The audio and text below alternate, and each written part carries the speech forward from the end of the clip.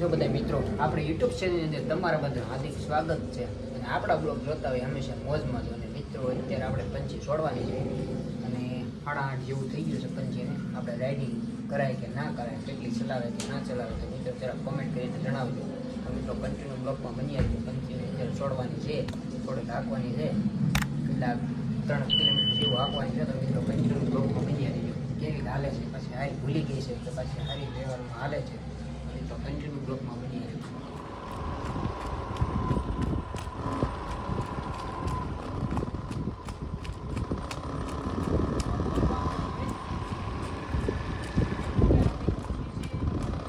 મિત્રો આપણી પંચી છે આજે છોડી છે.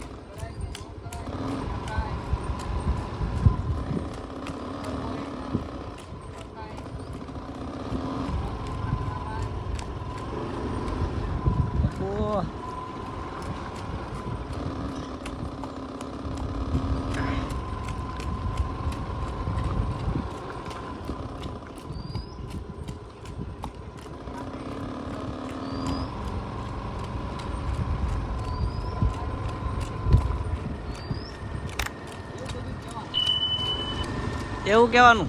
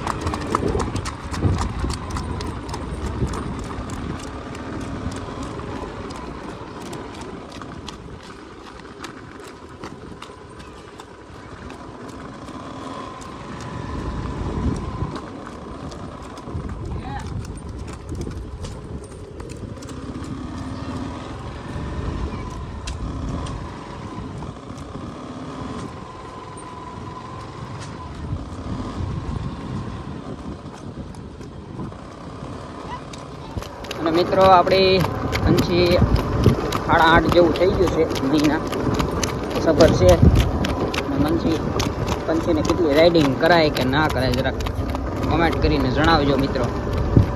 અને મિત્રો જરાક એ પણ કોમેન્ટ કરજો વછેરી આવશે કે વછેરો. બધાને આશા તો વછેરીની જ હોય, આ તો પછી કુદરતી છે બધું.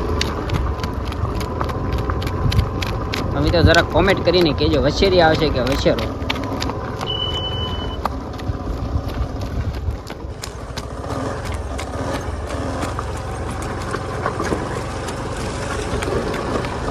ધીમી ગતિ સલામતી.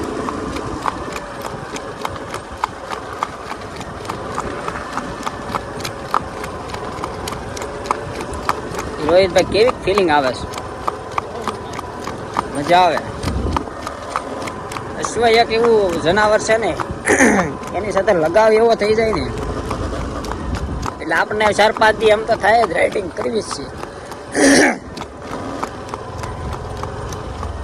અને રોહિતભાઈને આ 3 દી આપણામાં ફોન આવે કે જયદીપા આપણે પંચની રાઇડિંગ કરવી છે. એની રાઇડિંગ સિવાય બીજી ઘણી ઘોડી માથે આપણે રોહિતભાઈ બેસી ગયા, પણ આ ઘોડી માથે બેસીને એને બીજી ઘોડી જો આનંદ નથી આવતો કે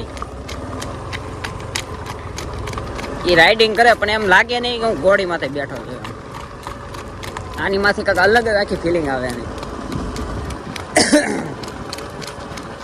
એમાં હું લોહીમાં ભરાવદાર રહી અને આમી પાસે હથરી તમે ગમે ત્યાં રાખો ત્યાં વહી જાય, ઊભી રાખીને ઊભી રહી. આમ થોડીક છોકડા કાબુ નથી એટલે આની હારે બહુ આપણે અજડાઈ ન કરાય. અજડાઈ કરો એટલે તમારા હાથમાં નથી રહેતી, પછી કાબુ કરી બહુ ઓલું થઈ જાય. અને ખબર ઘોડીને બહુ આપણે હેરાન નથી કરતા. આપણે હમણાં 10 થી 13 દિવસ જેવું થઈ ગયું છે આપણે પંચીની રાઇડિંગ નથી કરી. આપણે ઓછી ચલાવી, મતલબમાં ઓછી ચલાવવાનું એ કારણ છે આપણે ખબર ઘોડીની હેરાન ન કરાય. અને અત્યારે એમાં હાકી છે 2 કિલોમીટર જેવું હાકી છે બસ. આવક જવાબ 2 કિલોમીટર થાય. આપણે બહુ કઈ રાઇડિંગ કરતા નથી, પંચીને બહુ પણ આપણે આપતા નથી.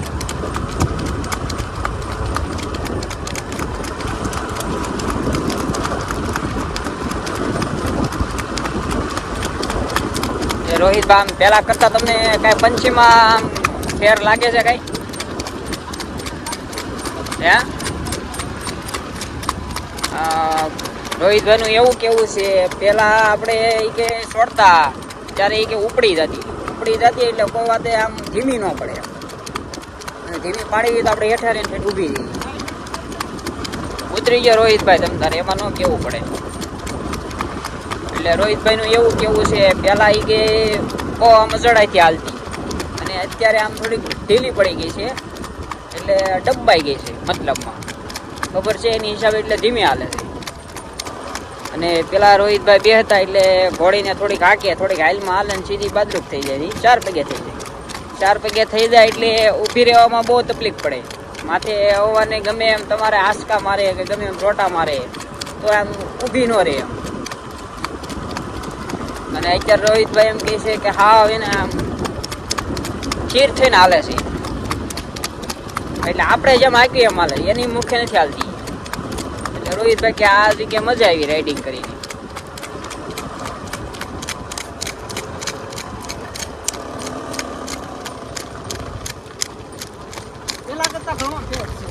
ઘણો ફેર છે ને રોહિતભાઈ. એ પેટે ડબ્બાઈ ગઈ છે એના કારણે એ ધીમે હાલે છે, બીજું એને કાંઈ વાંધો નથી. પેટનો વજન છે કે નહીં એના કારણે એ થીર હાલે છે. અને પેલા તમે બે હતા ત્યારે આમ લાગતું ને એને ખબર છે એમ, એટલે એ તમારે ઉપડી જતી એમ, એટલે એને સીધી ઘરે જ જવાની ઉતાવળ હતી ને એ ડબ્બાઈ ગઈ એના કારણે હવે આમ થોડી ખચરી પડી ગઈ. એટલે ગમે ઘોડી ડબ્બા એટલે હચરી તો ઓટોમેટિક પડી જાય, એને કાંઈ ન કરવું પડે આપણે. એવું હોય રોહિતભાઈ.